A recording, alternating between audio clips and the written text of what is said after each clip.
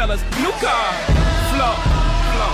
Won't you follow me into the jungle? Ain't no God on my streets, in the heart of the jungle.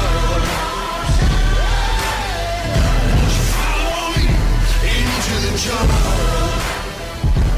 Ain't no God. Hi, and welcome to this edition of Wildcat Insider. I'm your host, Josiah Schuneman. The Neuqua varsity hockey team ended their marvelous regular season with a division title. Tim takes a further look into the story. The Neuqua Valley hockey team has recently won their league championship. This is the second time that the boys have won this championship in 3 years. I gotta say the biggest thing that helped us beat OPRF has had to be the good coaching and great teamwork that we did throughout the year. It really built up to a good finale of the season. The series win was huge for the club. It was one of our goals in the season to win the cup, and that third win gave us that second goal that we needed to accomplish, and gave us that accomplishment. The coaching staff has put in their own time on top of having jobs to push the boys to the best of their ability.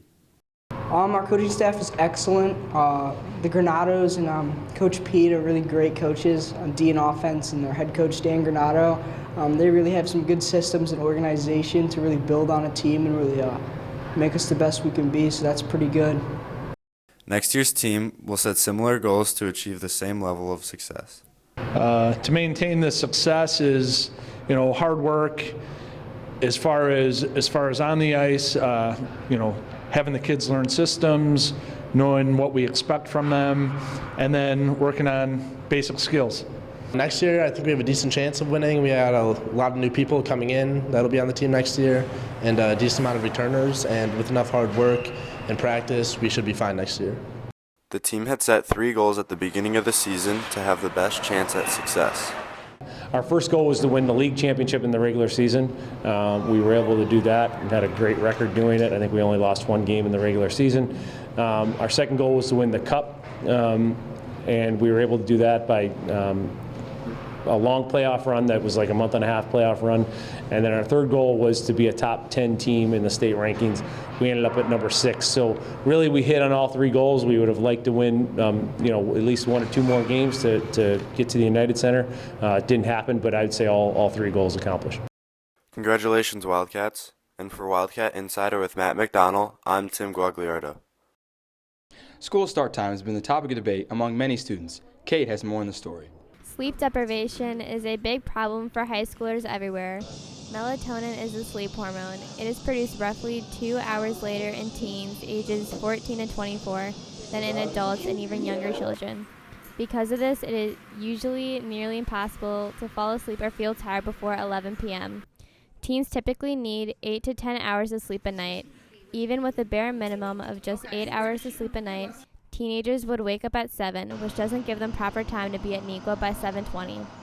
We found most high schoolers are getting up at 6 instead.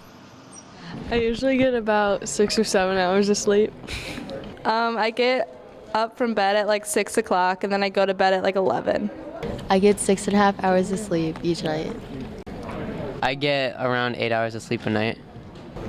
I usually get about 6 hours of sleep. I usually go to bed around 11 o'clock at night, and I usually wake up around 5:45 in the morning. At least like 5 hours of sleep, I think. I go to bed at 12:30. Usually like 7 or 8 a night. I usually get like 6 hours of sleep.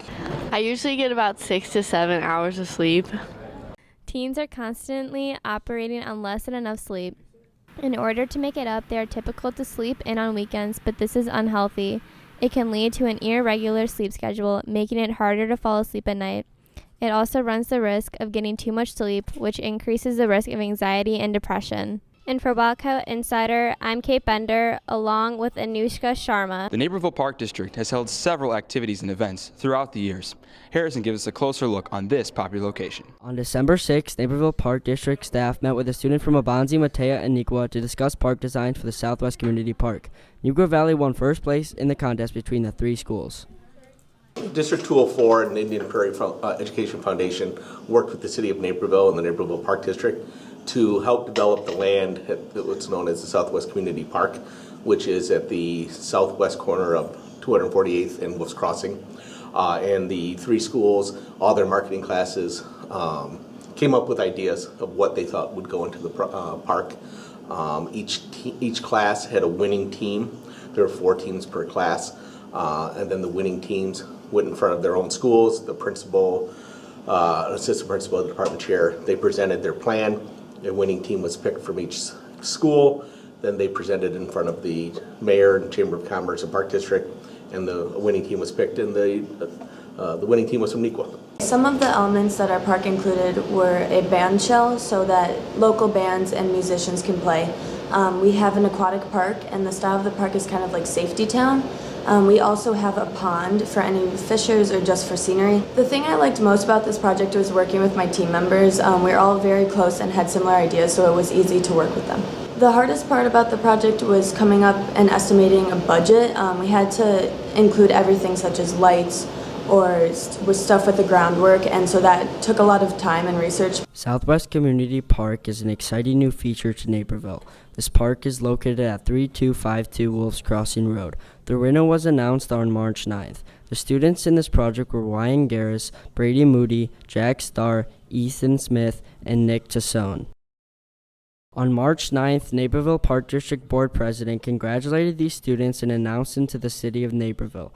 Naperville Park District wanted to kick off the year with a new park from ideas by students. And from Neuqua Insider, I'm Harrison Oxton. Spring break is around the corner, and many students are preparing to go on vacation. Brooke asked some students on where they're going for spring break. With spring break right around the corner and winter coming to an end, we asked some students and teachers how they're planning to spend their time off from school. Probably stay home and finish watching The Office. I'm gonna stay home and sleep. A lot of Netflix, a lot of sleep. I'm getting lit in Mexico with Sarah Stelter. I'm gonna go to Chicago with my friends. I'm leaving Thursday to Florida, and then Sunday I'm leaving on a cruise to Mexico. I'm going to Cape Coral, Florida with my family. Well, I am going to Scottsdale, Arizona. My best friends live out there, and we're going to go catch a couple of Cubs spring training games and do a little hiking on Camelback Mountain. Hang out with friends and try to get a girlfriend. We also looked to the internet to see what some of the most popular spring break destinations were for 2017. They consisted of Austin, Texas, Cabo San Lucas, Mexico, Tampa Bay, Florida, South Padre Island, Texas, and Las Vegas, Nevada. Spring break officially begins March 27th and school resumes again April 3rd, giving students about a week to relax and spend time with friends and family. Whether it's staying home and watching TV or laying on the beach, we hope all the students and staff have a restful time off. Have a great spring break, Wildcats, and for Wildcat Insider, along with Christine Corbin, I'm Brooke Douglas. Thank you for watching this edition of Wildcat Insider. Have a wonderful break, Wildcats.